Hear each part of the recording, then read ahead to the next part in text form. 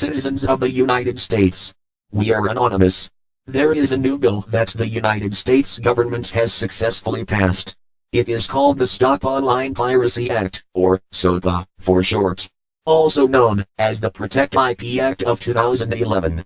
The US Congressional Budget Office estimates that implementation of the bill would cost the federal government $47 million through 2016. It will cost you, the taxpayers, $47 million over the next 4 years. The SOPA Act will censor you from accessing certain websites and block all access to other areas of the internet that the United States government does not want you to access. The SOPA Act essentially means that, even if you make a video of your child playing or singing and you have music playing in the background, or video on TV, you are breaking the law, and the government will order the websites that host your content to censor your content because of their new bill.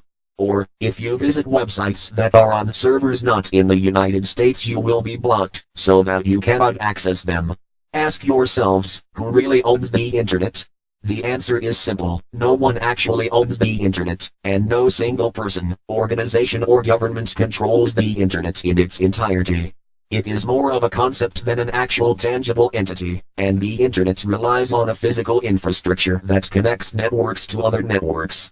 There are many organizations, corporations, governments, schools, private citizens and service providers that all own pieces of the infrastructure that make up the internet, but there is no one entity that owns it all. How can the US government decide to block access to parts of the internet that the US government does not even own? The SOPA Act is a direct violation to people's right to freedom of knowledge and information, and for that violation the United States government is a disgrace to the land of the free that every United States soldier has fought or died for. The United States government is essentially telling the people of the United States that they are free to do as the government tells them. If people do not follow their rules, they will arrest them for making an attempt to learn. But the government will tell the media that these people are getting arrested for acts of treason, domestic terrorism, or internet piracy. As for the United States government, who gave you the right to regulate the people's right to think outside the box and use the internet as they see fit?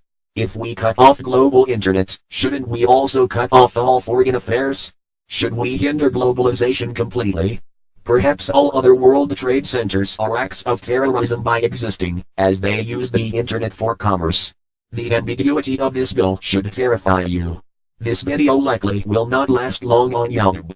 As long as you can, download YouTube Downloader, and help us share this message. If you speak, they have to listen. If they do not listen, their blatant disregard for the people will not go unnoticed, and is not acceptable. Doing nothing is the worst thing you can do. We are anonymous. We are legion. We do not forgive. We do not forget. Expect us.